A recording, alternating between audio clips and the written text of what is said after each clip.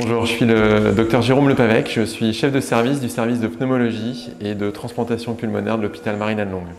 Le service de pneumologie de l'hôpital Marine-Anne-Longue anime une activité médicale spécialisée centrée sur la transplantation pulmonaire avec une particularité liée à la forte représentation de l'hypertension pulmonaire comme indication de transplantation, le traitement interventionnel et chirurgical de l'hypertension pulmonaire post-embolique en coordination avec le centre de référence de l'hypertension pulmonaire sévère de l'hôpital du Kremlin-Bicêtre, l'oncologie thoracique dans ses aspects principalement diagnostiques et de traitement localisé, principalement chirurgical, en partenariat avec l'Institut Gustave-Roussy et différents partenaires de l'Université Paris-Saclay.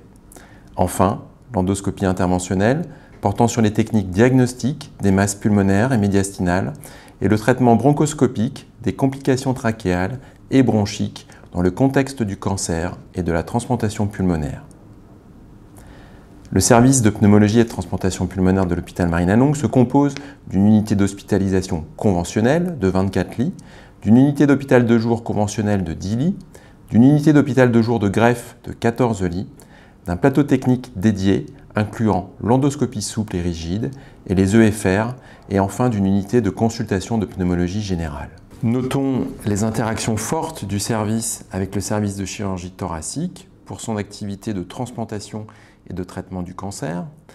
des interactions fortes aussi avec la radiologie interventionnelle pour les évaluations préopératoires et le traitement de l'hypertension pulmonaire,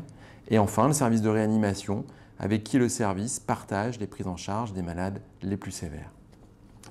Le service de pneumologie se compose sur le plan médical de 8 médecins temps plein, tous formés aux thématiques du service, et chacun d'entre eux apportant une expertise supplémentaire dans certains des domaines d'activité. Sur le plan paramédical, une cadre d'unité coordonne l'activité paramédicale et veille à l'excellence des soins prodigués auprès de patients souvent atteints de pathologies sévères. N'oublions pas l'équipe dynamique du secrétariat qui participe avec rigueur à la gestion des dossiers, des comptes rendus et plus largement à la coordination des prises en charge. Enfin, l'équipe est enrichie par l'intervention régulière de kinésithérapeutes, de psychologues, d'infirmières de la douleur et bien sûr et surtout des services de 2 infirmières de coordination de transplantation.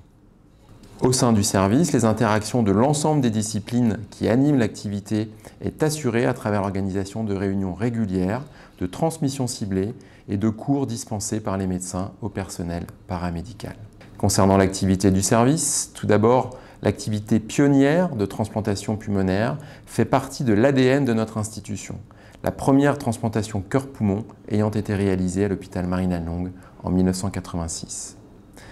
L'activité annuelle de transplantation est représentée par environ 60 procédures de transplantation, 2000 consultations de suivi, 200 bilans pré-greffe et plus de 400 patients vivants suivis. Cette activité a ceci de spécifique et de manière unique dans le monde que l'hypertension pulmonaire concerne plus de 50% de ses indications et que les procédures proposées comprennent aussi bien la transplantation pulmonaire que cardiopulmonaire, à la fois chez l'adulte et chez l'enfant. En coordination avec le centre de référence de l'hypertension pulmonaire sévère de l'hôpital du Kremlin-Bicêtre, l'autre thématique forte du service concerne le traitement interventionnel et chirurgical de l'hypertension pulmonaire post-embolique et comprend environ, de manière annuelle, 500 angioplasties pulmonaires et plus de 100 endartérectomies pulmonaires.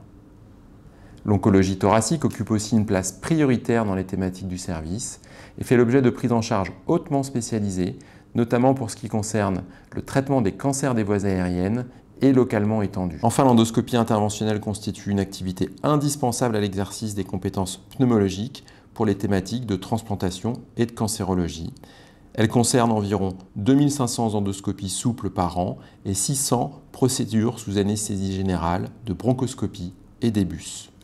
Le service de pneumologie anime une activité hautement spécialisée auprès de patients souvent graves,